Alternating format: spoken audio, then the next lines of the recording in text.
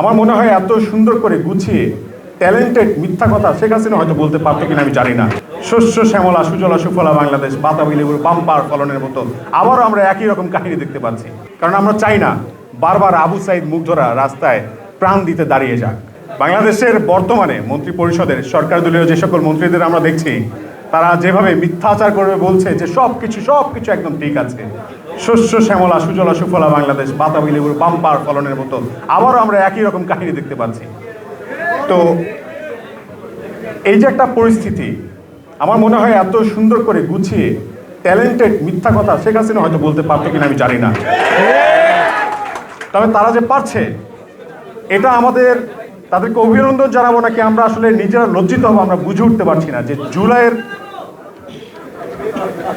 জুলাইয়ের যে আকাঙ্ক্ষা ছিল আমাদের, সে আকাঙ্ক্ষা বাস্তবায়ন করার কথা যাদের, তারা শুরুতেই যেভাবে মানুষের গণরায়কে উপেক্ষা করে ছল চাতুরের আশ্রয় নিয়ে একটা বড় ধরনের প্রতারণা করেছে, সেখান থেকে আমরা বুঝতে পারছি যে সামনের দিনগুলোতে বাংলাদেশ কোন পথে যেতে চলেছে।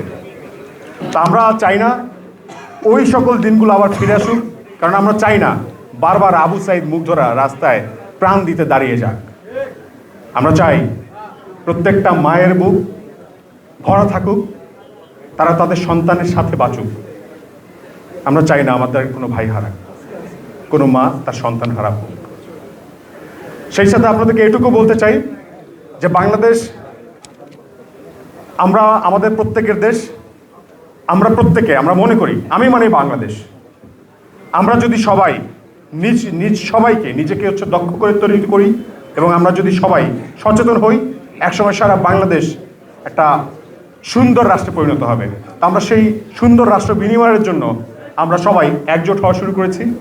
আমরা মনে করছি এই তারুণ্যের শক্তি, জুলাইয়ের শক্তি, আমরা এক এক করে সবাই যখন এক প্ল্যাটফর্মে এসে দাঁড়াবো, তখন যদি কেউ ফ্যাসিবাদ আবার কায়েম করতে চায়, আমরা তাদের লেজ ধরে আবার টেনে পিছনে নিয়ে আসবো, যেভাবে শেখ হাসিনা।